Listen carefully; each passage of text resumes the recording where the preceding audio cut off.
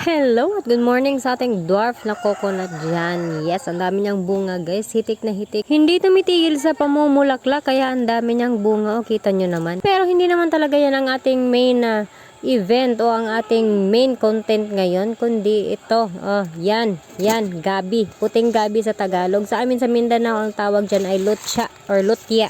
Dito naman sa Leyte, ang tawag nila dyan ay karlang. So, yan po ang ating main event sa ating video ngayon. Ang tagal-tagal ko na kasing gustong maghukay o magluto nito guys. Kaso nga lang, hindi ako nagkaka-time dahil ang dami nating gawain at halos sa labada na lang tayo nakatali everyday. Naglalaba nga ako 5 times a week o diba? Ganyan. Ganyan yung sagupaan dito guys. So, ayan nga.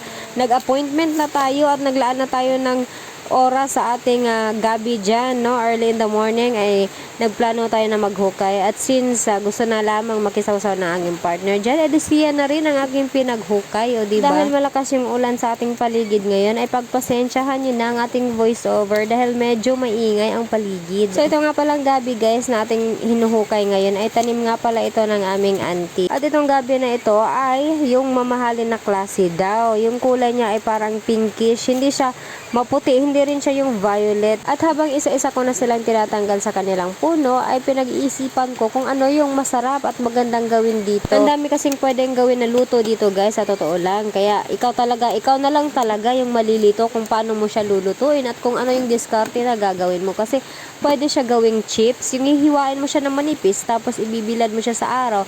Tapos kapag ka natuyo, edi pwede mo na siyang i-fried. Pwede din naman na gawin mo siyang Q, yung Gabi Q, 'di ba? Kung meron kamote Q, banana Q, meron din namang Gabi Q. Pwede 'yan everyone, o 'di ba?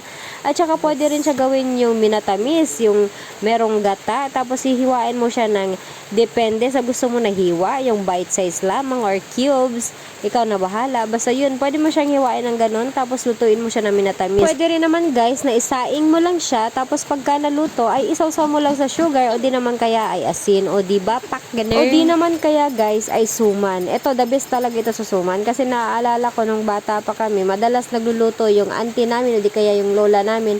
Nung sa Mindanao pa kami nakatira ng suman. Kung hindi sila nagluluto ng suman na kamuting kahoy, ay ito yung ginagawa nila. Gabi o di naman kaya ay kung ano-anong available dyan na pwede nilang isuman, o diba? Natuto tayong dumiskarte ng dahil din sa ating kinalakihan at mga nagpalaki sa atin. Napakasimple lamang ng mga ingredients na kailangan at simple lang ang ating gagawin. Basic lamang yung mga ingredients everyone at makikita lang natin sa ating paligid. Gagaya na lamang dito sa amin, halos lahat ay libre. Depende.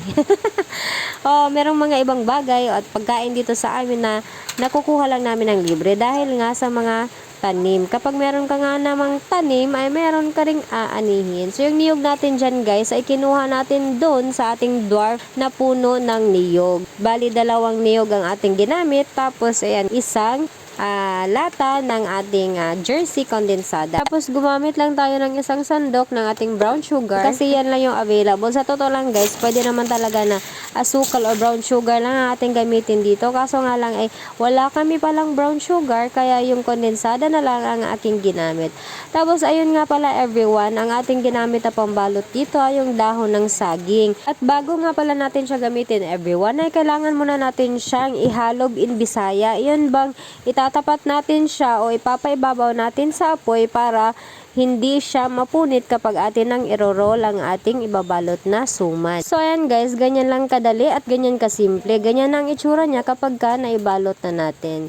At repeat process lang tayo hanggang sa matapos natin ibalot lahat ng mixture na ating ginawa. Mag-scoop lamang tayo ng laman na naaayon sa gupit o sa sukat ng dahon ng saging na ating ginupit para naman hindi lumabas o hindi mag-overflow ang ating mga mixture. At after po natin maibalot lahat, ganyan na po ang kanyang itsura. Atin po siyang pinagtapat at tinalian para hindi po siya bumuka kapag atin nang niluto. At after nyan ay atin na po siyang i-steam everyone. So ganyan na po ang kanyang itsura pagka naluto na.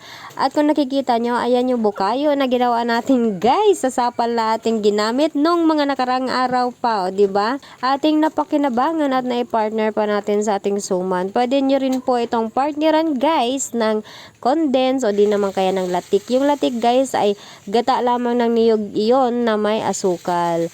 Lulutuin nyo lamang para ito'y lumapot at maging latik. So, ayan guys. Sinubukan natin. Wow! Ano ba yung itsura ko? Sinubukan lang po natin. Sobrang sarap guys. Nabitin nga ako sa aking niluto kasi yung niluto ko ay 1 kilo lang. Wow! Yung kinuha kasi namin ay hindi ko naubos luto.